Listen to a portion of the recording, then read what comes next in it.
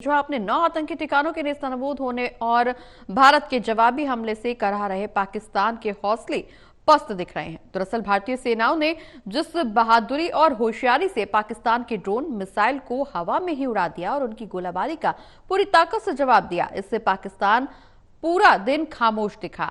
अब भी भारतीय सेनाएं और सरकार पाकिस्तान के किसी भी दुस्साहस का मुंहतोड़ जवाब देने के लिए तैयार बैठे हैं।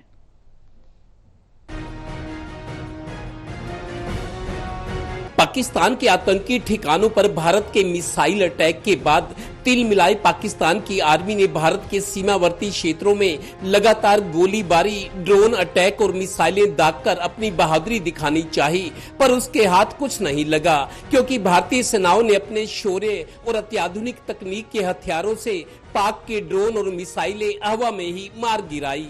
अब मुंह की खाने के बाद पाकिस्तान आर्मी बुखलाहट में कुछ भी कर सकती है। इसके लिए भारत सरकार और सेनाएं पूरी तरह तैयार हैं। पाकिस्तान की तरफ से उनके खास करके फौज की लीडरशिप और आईएसआई की तरफ से मोस्टली डिक्टेटरशिप रही है। वो तो सिविलियन गवर्नमेंट को चलने ही नहीं देते, डेमोक्रेसी को सर्वाइव ही नहीं करने जाते, नहीं तो उनका सारा धंधा खत्म हो जाएगा। ये जरूरी था। और जो हिंदुस्तान की सरकार ने और इंडियन डिफेंस फोर्सेस ने ये सिंदूर ऑपरेशन किया, ये तो एक पूरी दुनिया में एग्जाम्पल बन गया कि अगर लड़ाई लड़नी है टेररिज्म के खिलाफ, तो वेदर वो ठिकाने अक्रॉस दी बॉर्डर हैं, जहां एलओसी हमारे जो स्पेसिफिक कंडीशन है उसके पार हैं, हमें डिस्ट्रॉय करने चाहिए। गौरतलब है कि पाकिस्तान आर्मी ने लगातार गोलीबारी की आड़ में जम्मू कश्मीर में करीब 1 दर्जन आतंकियों की घुसपैठ भी करानी चाहिए, पर बीएसएफ ने 7 आतंकियों का काम तमाम कर दिया। दोनों तरफ फैले तनाव के बावजूद भारत वेल्डन की स्थिति में है। ये हालात 22 अप्रैल को ही एस्केलेट हो गए थे।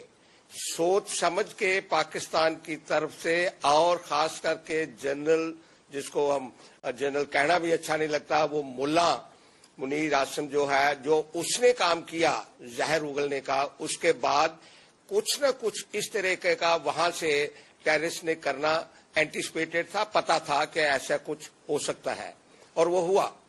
अभी हालात ऐसे हैं कि पाकिस्तान ने बिल्कुल ये सोच लिया कि शायद हम सॉफ्ट स्टेट हैं और शायद हमें इमोशनली ब्लैकमेल किया जा सकता है, और हम कोई ऐसा एक्शन नहीं लेंगे जो उसको सारी उम्र के लिए, हमेशा के लिए याद रखे।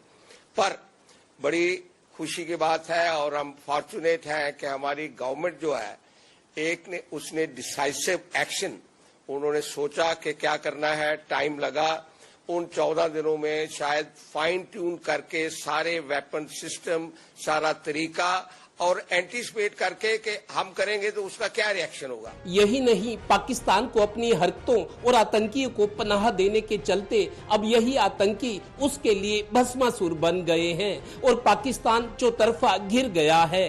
कमजोर अर्थव्यवस्था, कमजोर लोकतंत्र, आंतरिक चुनौतियां और भारत से भिड़ने की भूल अब उसके अस्तित्व पर ही खतरा बनकर मंडरा रहे हैं। कल रात को जो भी रिपोर्ट्स आए हैं, जैसे कहा जा रहा है कि पाकिस्तान की तरफ से उन्होंने कई सारे ड्रोन्स का इस्तेमाल किया है, और जैसलमेर जो कि पूरा दक्षिण तरफ है, आगे कश्मीर में भी जहां उनको मौका मिला है एयरपोर्ट्स को टारगेट किया है, तो इससे जरूर हम एक स्टेप आगे बढ़े हैं।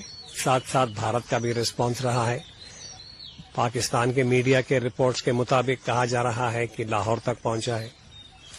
तो इस वक्त मैं कहूंगा कि सिचुएशन जो है काइनेटिक कहते हैं, और देखना है कि दोनों देशों के बीच में क्या राजनीतिक निर्णय होगा। यानी कि अंत में ये जो हुआ है पहलगाम के बाद ऑपरेशन सिंदूर भारत की तरफ से, वो एक राजनीतिक निर्णय है।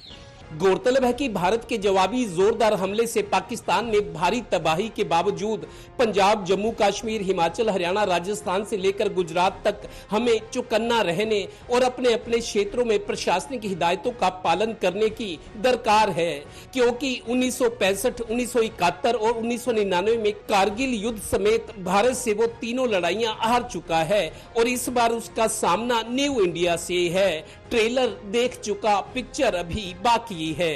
Haryana bureau, total news.